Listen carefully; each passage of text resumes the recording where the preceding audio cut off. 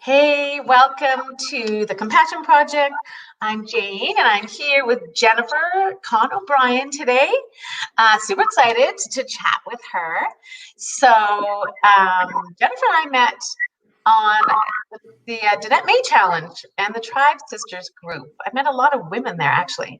She is from Brentwood, California. Actually grew up on a farm, right? Jen is a teacher, and she has been teaching at the Vallejo Unified School District for 23 years. And she has taught many grade levels and is now an ELD support and reading intervention teacher, which is incredible. So she has two grown children. Her son James has a 3-month-old baby. So she's a very young looking grandma. Oh my goodness. And her eldest daughter, Julia, is expecting a baby in 4 weeks, right? So excited. Now, is she expecting a little boy? She is going to have a boy, yeah. And they're actually talking about inducing labor early because she's bigger than what she's supposed to be. And so, yeah, they're talking about like a week or so. Mm-hmm. Oh, wow. So that's exciting, though. We'll have to talk about being a grandma. We'll talk about that. And Jennifer's also really into health and wellness and nature and loves animals. So, yeah, we just want to basically find out like how your life was before, like being a teacher, and how the social distancing and the global pandemic has affected your life, and what happened in California. I think we were talking a bit about that. So welcome. Okay, thank you for having me. I'm honored to be here. So I live in California, born and raised in California, and I think that we were one of the first states to have a lockdown next to New York. And we didn't have any warning. So, there was talk about what was going on and, misinformation. And we were at school and we went home, and either late that night or the next morning, we got a message from the superintendent saying that we were going to have a lockdown. Not lockdown like our school lockdown, but, that the state was locking down and that we weren't going to be coming back to school. The kids weren't going to be coming back to school. The teachers actually had to come back for a couple of days after to get their things and clean up, like if we were going to spring break. Oh, yeah. Yeah, we were going, actually, it was like mid-March when that happened. And we were actually getting ready to clean up and go in a couple weeks. But we were just thinking, we'll just, do this for a couple weeks and come back in April. But that didn't. It's shocking, right? Your brain goes through a bit of what is happening? Like, is it accurate? Yeah, I think most people thought, a couple of weeks, and then back to normal. Right. Yeah, most of us thought, we'll be back after spring break. We just got a couple weeks off, and but it was sad because we didn't get to say goodbye to our students, and then of course they extended that till indefinitely. So we're not going back at all. Until August, and so then it became very sad because we started thinking about 8th graders because we're a K through 8th school. Okay. Yeah, so we have this whole thing called passages, and the students have like a portfolio of collected work, and it's like a living document of their progress, and they have to share it in front of a panel of people, and it's a big rite of passage, and then they graduate, and none of that was going to happen, and so it was just shocking. That is, they don't get their moment. I think so many people have things like that happen. They don't get their moment of like something they work towards, and then they just don't get it. And how do you? Right. So do you teach grade 8? Are you throughout? Are all grades are you working on? So I teach all grade levels, kindergarten through 8th grade. So before that, I taught 3rd grade, and before that, I taught 4th grade, and before that, I taught 2nd grade. So I kind of bounced around at different grade levels. I did that for 8 years, and then I actually took a break and went into real estate at one point, and then I was a part-time teacher leader, which is like a coach of teachers. Oh, okay. Yeah, and then this school opened up, and it was about the time that just before the market crashed. So it was a good time to go back to teaching. I realized real estate wasn't for me, and the school opened up, and it was the first charter school in the district. And so I was I'm now like the last founding teacher there. And so, Oh, wow.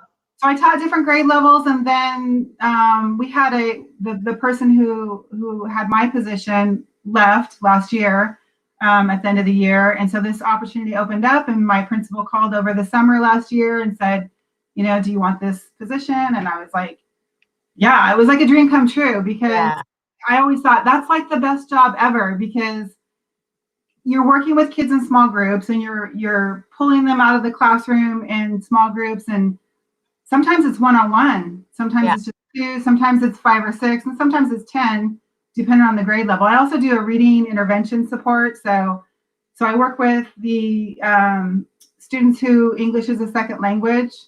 Oh, okay.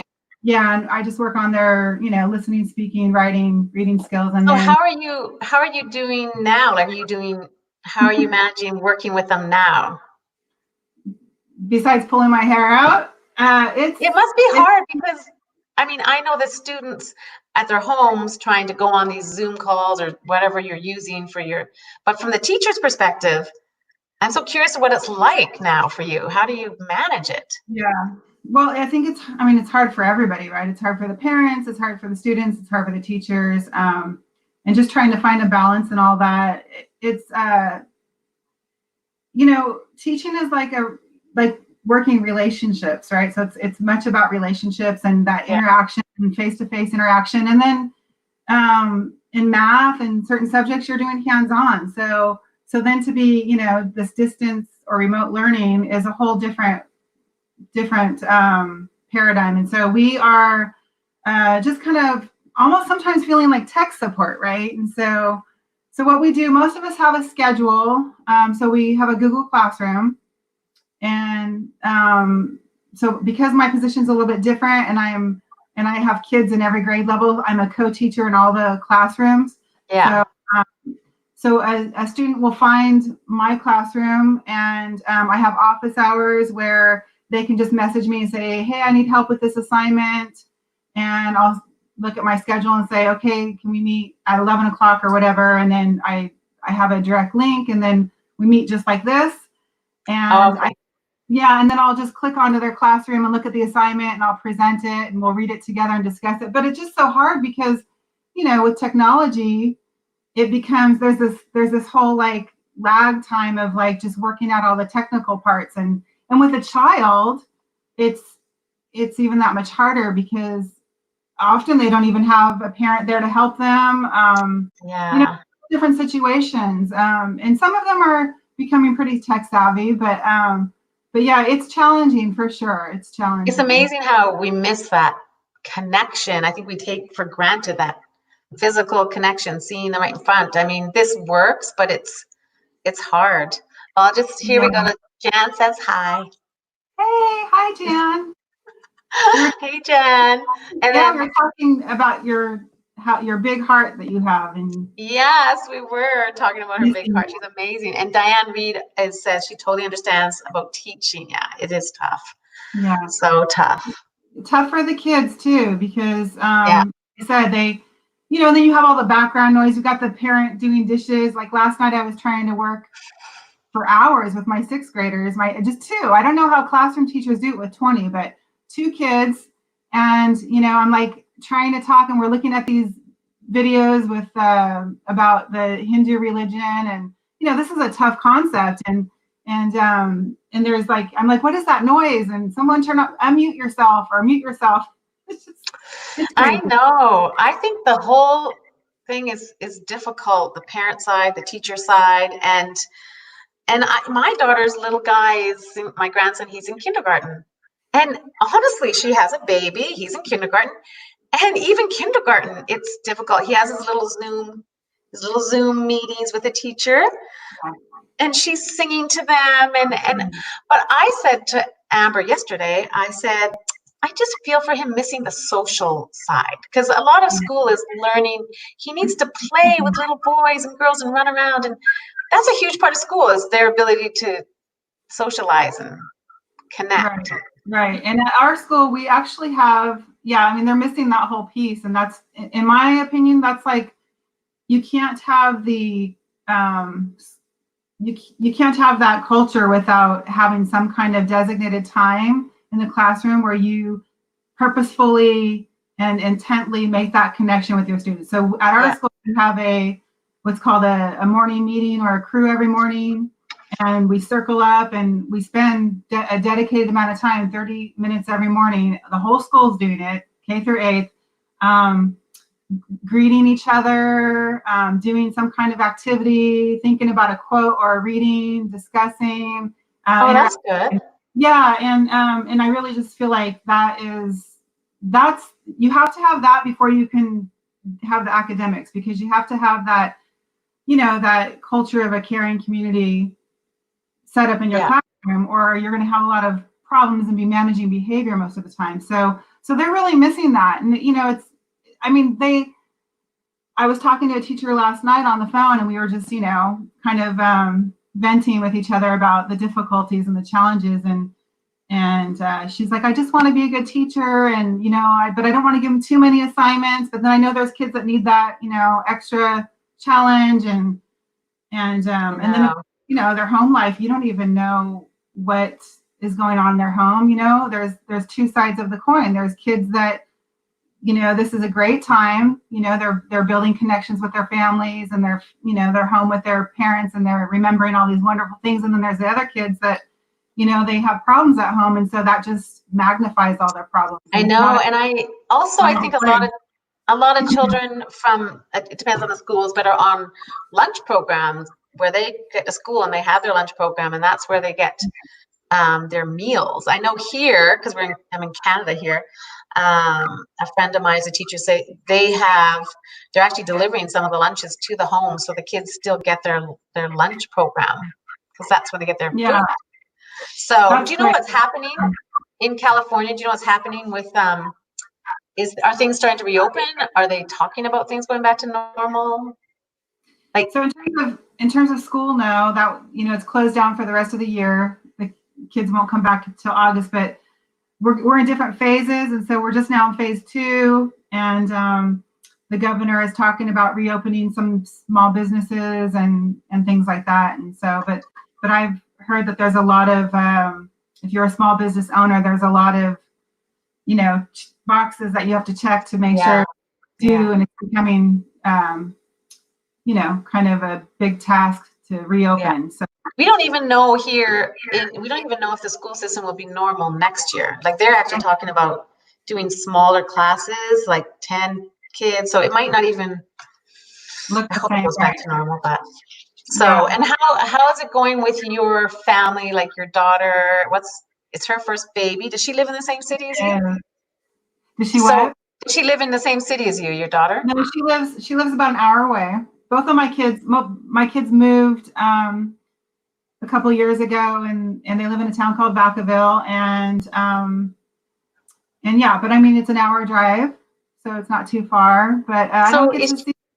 What's going to happen with her in the hospital delivery? Because I think, do they only allow one person? Is that what they're doing? Right. So I won't get to be there. It's just her husband. So I've dealt with that grief already. I know. It was hard. Yeah. It was a hard realization to know that, we had to cancel her baby shower, and just the realization that I wouldn't be there in the hospital was sad, but it is what it is, and we just have to. I'm just grateful that at least her husband can be in the room with her, and she's not sick. So exactly. That's that whole counting your blessings, being grateful, and we just want the baby to be healthy, and so I'm so curious to know how it goes. I'm sure she'll be fine. We're strong. Women are strong, right? So how are you doing? I think you have a really powerful mindset. How are you doing on your being able to manage it? What's happening personally? How are you managing?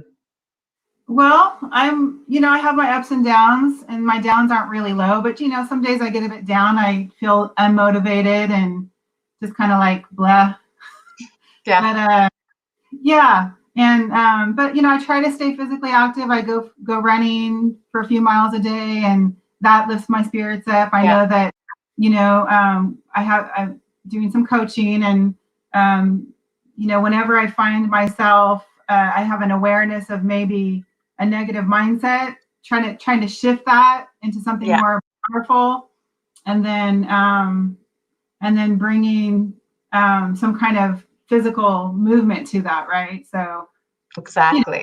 Whether it's making your bed or going for a walk or just get moving, because that always makes me feel better. So yeah. Well, and I think actually we should talk a little bit about Maya Camarado Stewart. She's amazing. We were talking about her before, but you did a coaching call with her, because I did one of these chats with her, and she had a free coaching call yesterday. But I thought it was cool. What did she ask you? Your one life lesson you could share? I thought so she asked several questions. Kind of one led into another, but the first question she asked everyone, and I think there was like at least 100 people on that Zoom call, was if you only had hours left of your life, what would be the life lesson that you would want to, what would be the message, the lesson that you would want to leave for your loved ones? And so that was hard because, there's so many come to my mind, and there's so many good lessons, right? To pick one lesson, if you could share one lesson. Right. Like you only have a certain amount of time left. Like, what do you want to tell what would you, have you thought about that? Like, what would you want to tell? What would I do? Oh, goodness, I should have thought of this too. No. I'll let you, that's fine. Maybe you tell me what you said. If someone's listening, they can chat and chime in. Someone would love you too. Maybe it's Maya. We can't tell from the picture. So what was yours? What would be the one lesson that you would share? To listen to the calling of your heart and act on it. Try not to get emotional, but at our age, my age, people that you love start passing away. And it's like, my father passed away a few years back, and my sister passed away before that. And one of my best friends since I was like a teenager passed away last August. And, suddenly, like, we didn't have warning. And so, just, whatever it is on your heart that you want to say, or even that you want to do, just do it, just right. So whatever's on your heart. I think if I was to share a life lesson, I have to think of my daughters, because I would want them, they're the ones I would probably want to share it with. I think, because I've done a lot of personal growth lately, and I think it's I'd love for things to change. You have to change for things to get better. You have to get better. I really love that line, because it took me a long time to understand it. Yeah. And I used to think that if a relationship, I'll use my mom or families, my mom and I have a good relationship, but there's been times where it's difficult. And I would think, I would almost want her to change, maybe to be more, I don't know, whatever I needed. And not necessarily my mom, could have been sister or friend, but you think, oh, if only they could be a little more like this, a little more. And for things to change, you have to change. It doesn't mean that I have to change who I am, but I have to get mentally stronger and confident in who I am, so that when I'm around someone, they don't have to change. People are free to be and do and act however they want. It's how we react that causes the problems. We just need to love them. Yeah. It's a bit of a long lesson, but that's how I think is very important, because if you let people do and be and act however they need to at what they're going through, and just don't react to it. Right. Like, I think we get very like, oh, I'll take offense. It's like nothing to do with us. It has nothing to do with you. That's my biggest lesson, because I think, and we all want to connect with people and love people and feel confident in ourselves around other people, so that if they're having a bad day, we don't take offense. It's nothing to do with us. Right. That's fine. No, it's a great lesson. It's actually reminds me, one of my spiritual teachers, healers that I love and listen to is Matt Kahn. And he talks a lot about that, about how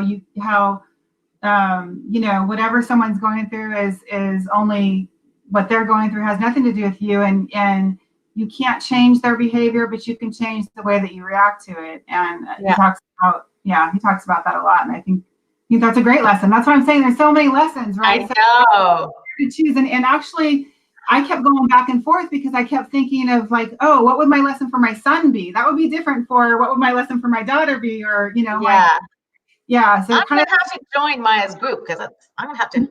I gotta get on that. So we're gonna, we're gonna finish it up here, but I want to ask you how, because we've been doing the social distancing for a while now. It's been a while. How are you like finding the silver lining in it, or do you feel like what do you think good is going to come out of it? Like, how are you? You know what I mean? Like, do you Yeah. see what would it be for you?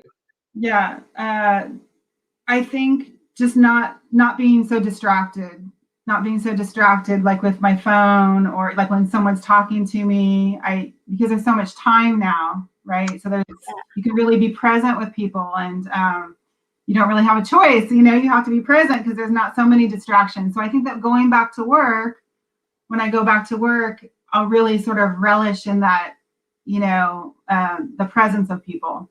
That's so amazing. Like, that's amazing if that's what comes out of this, right? I just think there are going to be these big life lessons and changes. I think we're all going to look at life differently. I think it's amazing. I think so, and I hope that's true. I hope we don't go back to all of those distractions, and because I think people get disconnected that way.